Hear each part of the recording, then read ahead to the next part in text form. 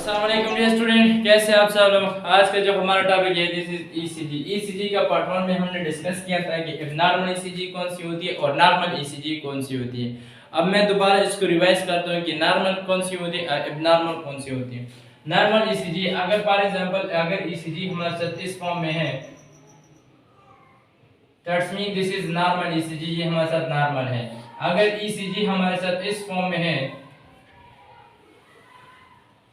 That's mean ये हमारे साथ एबनॉर्मल ईसीजी है। Number first one is normal ECG and number second one is abnormal ECG, और second जो हमारे साथ होते हैं ये हमारे साथ एबनॉर्मल ईसीजी होती हैं।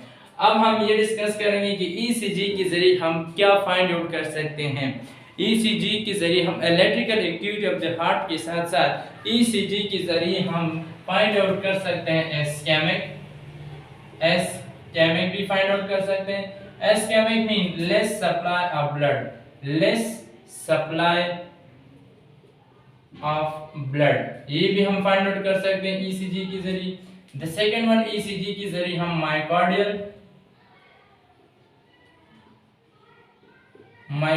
इन्फेक्शन भी हम फाइंड आउट कर सकते हैं किस चीज के जरिए, ईसीजी के जरिए।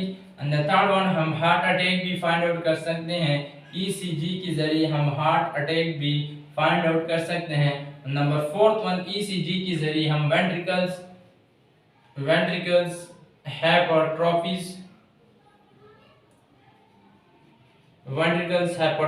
भी हम फाइंड आउट कर सकते हैं बाय द ईसीजी के जरिए। और फिफ्थ वन जो हमारे साथ होता है, ईसीजी के जरिए हम less supply of the blood भी फाइंड आउट कर सकते हैं कि ब्लड के लेस जा रही है ज्यादा। और फिफ्थ वन, लेस के जरिए हम एक्सपायर को भी फाइंड आउट कर सकते हैं। तो ये जो हमारे साथ होता है इसके जरिए ये पांच जो हमारे पास हैं ये हम फाइंड आउट कर सकते हैं by the help of the ECG के जरिए हम ये फाइंड आउट कर सकते हैं। अब मैं डायग्रामेटिकली बताऊंगा कि अगर हमारे साथ ईसीजी पेपर इसी तरह होती है कौन सा चीज क्या चीज शो करते हैं, अगर इसी तरह होती है क्या चीज शो करते हैं। तो ये हम डायग्रामेटिकली इसको क्या करते हैं, डिस्कस करते हैं।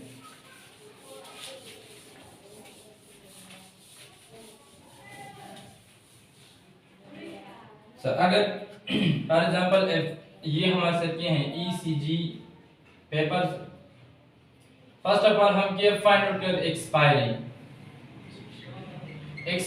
अगर हमारे साथ फॉर एग्जांपल अगर ईसीजी हमारे साथ इसी तरह हो,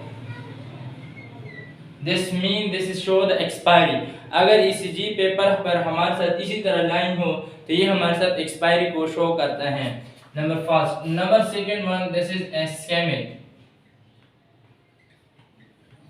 Ischemic means less supply of the blood. अगर ECG for example इसी तरह हो, it's mean they show the less supply of the blood. ये हमारे साथ less supply of the blood को show करते हैं। Number third one, that is called is the myocardial infarction or heart attack. Heart attack is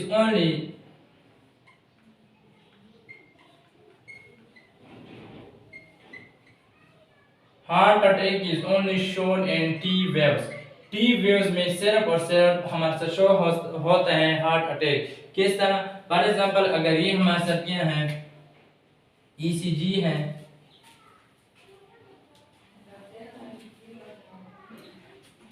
first second third and then fourth, ये हमारे साथ कौन से वेव है, P waves, this is Q R S waves and this is T waves. ये अगर इसी तरह होती है नॉर्मल ईसीजी है। लेकिन अगर ये टी वेव से इसी तरह हो जाए, मींस टी वेव यानी अपने बॉक्स से बाहर चले जाए, तो show that is myocardial infection, this is heart attack. तो ये हम बता सकते हैं अगर इसी तरह ईसीजी हो दैट्स मीन कि हमारे साथ क्या हार्ट अटैक इस बंदे को हुआ है। तो ये हम भी फाइंड आउट कर सकते हैं किस के जरिए, ईसीजी के जरिए। और ये हार्ट अटैक सिर्फ और सिर्फ हम फाइंड आउट कर सकते हैं बाय द टी वेव्स के जरिए फाइंड आउट कर सकते हैं। और दूसरा ईसीजी के जरिए हम एनलार्जमेंट ऑफ द आर्टरीज भी फाइंड आउट कर सकते हैं। By ECG we can find the enlargement of arteries, ये भी हम फाइंड आउट करते हैं बाय द ईसीजी के जरिए। हम एनलार्जमेंट ऑफ द आर्टरीज को भी फाइंड आउट कर सकते हैं। अब हम ये प्रूव करेंगे कि जब हम कहते हैं कि human heart need cardiac cycle और rhythmic cycle need 0.8 second to completion, 0.8 second ये हमारे साथ क्या कर लेते हैं कार्डियक साइकिल किसे कहते हैं? The one contraction and one relaxation of the heart is called as the cardiac cycle and the cardiac cycle is also called as the rhythmic cycle. अब हम P waves, Q R S and T waves के जरिए हम ये prove करते हैं कि cardiac cycle actually हमारे साथ 0.8 सेकंड लेता है कि नहीं। फर्स्ट ऑफ ऑल हमारे साथ कौन से वेव हैं? P waves. पी वेव्स, ये जो P waves this show the P waves, ये हमारे साथ पी वेव्स शो करते हैं। पी वेव्स हमारे साथ ऑरिकल कंट्रैक्शंस होते हैं for about 0.1 second. P wave is auricle contraction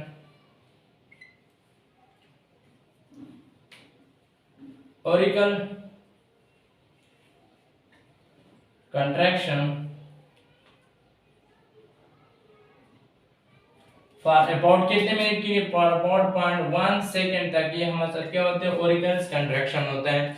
second हमारे साथ होता है Q R S waves. Q R S waves, Q R S waves ये इसी तरह वेव्स होते हैं। Q R and S and this is P waves.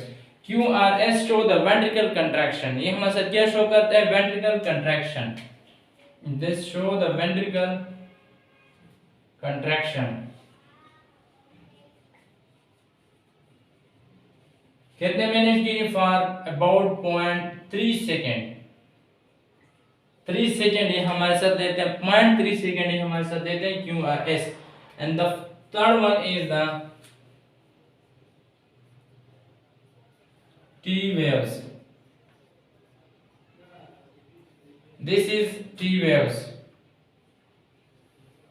ये हमारे साथ कौन से वेव्स हैं? T waves। और ये जो T waves हैं they need, this is auricle, both auricle and ventricle contraction,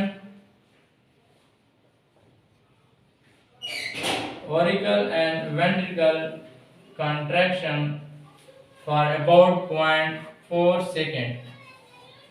0.4 second तक ये हमारे साथ ऑरिकल वेंट्रिकल कंट्रैक्शन होता है 0.4 सेकेंड तक। अब अगर हम इसको जमा कर लें that is 0.1 second, 0.3 second, 0.4 second, ये टोटल हमारे साथ आता है 0.8 सेकेंड। तो ह्यूमन हार्ट भी अपना साइकिल कंप्लीट करते हैं 0.8 सेकेंड में। ह्यूमन हार्ट अपना साइकिल कंप्लीट करते हैं। अगेन मैं रिपीट करता हूँ, cycle, cardiac cycle, rhythmic cycles में the one contraction and one relaxation of the heart is called as the rhythmic cycle। the contraction of the heart को हम systole नाम देते हैं, the relaxation of the heart को हम diastole नाम देते हैं। इंशाल्लाह ये भी हम डिस्कस करेंगे हार्ट बीट और फेज ऑफ द हार्ट।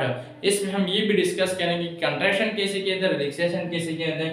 तो ये 0.8 सेकेंड हमारे साथ क्या कर लेते हैं? नीड 0.8 सेकेंड और ये हमारे साथ ले लेते हैं 0.8 सेकेंड टाइम, ये हमारे साथ लेते हैं ऑरिकल वेंट्रिकल कंट्रैक्शन में ये 0.8 सेकेंड हमारे साथ ले लेता है।